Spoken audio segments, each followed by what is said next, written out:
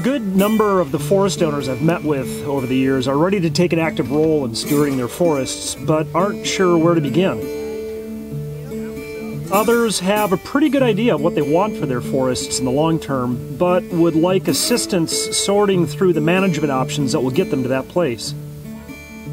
Setting up a one-on-one site visit with a professional forester is a great way to get a better understanding of the current conditions of your land and how you can set a course to achieve the future you want for your forest. This site visit is happening with a small woodland owner in Snohomish County, and I'm here with Stacy Dixon, forester for the Snohomish Conservation District. Right.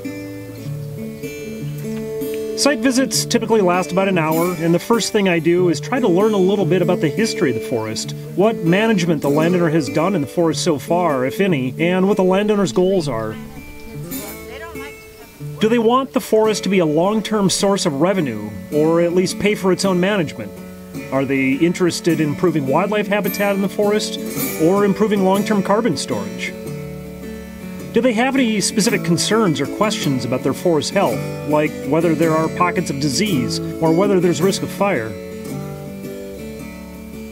One of the things that I do to prepare for a site visit is put together a whole suite of maps that show the various resources inherent on a property, the streams and wetlands, soils. We have access to LiDAR data that shows us the minute variability in the topography, and in combination, all of those maps give me a really great picture of what's happening on a particular piece of property. This pure, fine, sandy loam, the green water loamy sand. I'll typically ask a landowner if they want to walk through a part of the forest, and then it's really up to them where we go. I don't know. I like to take some basic stand measurements to get a sense of the stocking density of a forest, how many trees there are per acre, as well as the age and height of the trees in the area. We have a western hemlock here, so this is a good example of a tree that might recover with a little bit more sunlight. Based on what the landowner has said their top priorities are for their forest, I'll talk about what types of forest management activities should be in the picture.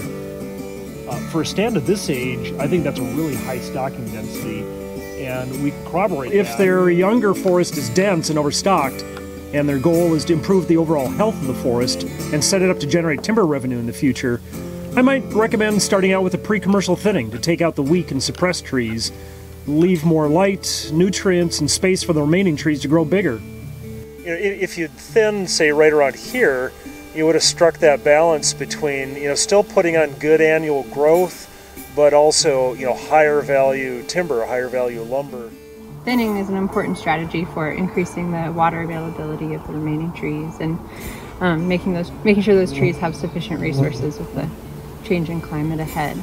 Having a one-on-one site visit is kind of like getting a house call for your forest. It's the ideal time to get specific, individualized answers to burning questions you might have.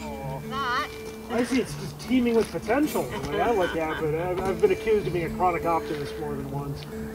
Consider scheduling a site visit with NNRG today.